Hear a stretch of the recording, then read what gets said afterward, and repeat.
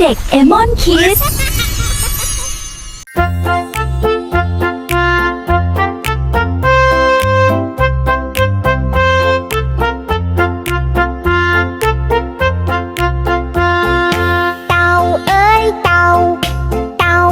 สีขา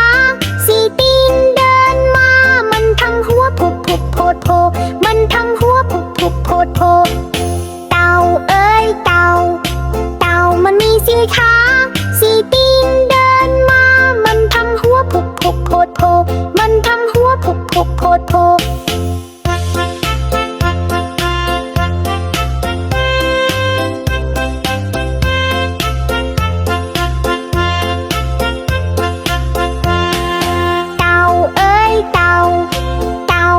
สีขา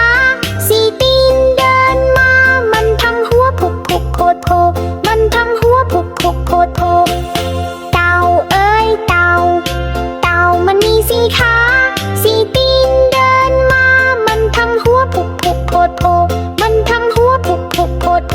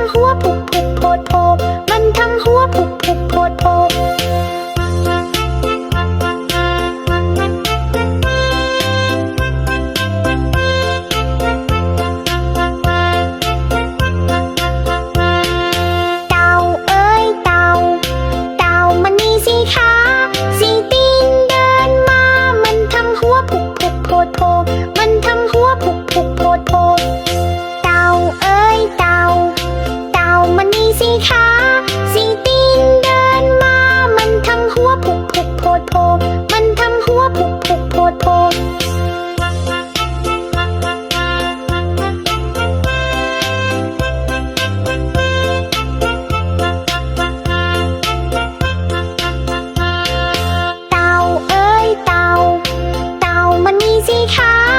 สีตีนเดินมามันทั้งหัวพุบพุบโพดโพมันทั้งหัวพุบพุบโพดโพเต่าเอ้ยเต่าเต่ามันมีสีขา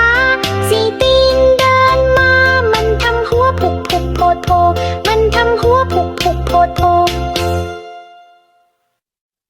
เพลงสนุกไหมครับชอบก็อย่าลืมกดติดตามนะมีเพลงสนุกมาให้ฟังทุกวันแล้วเจอกันใหม่ครับบ๊ายบา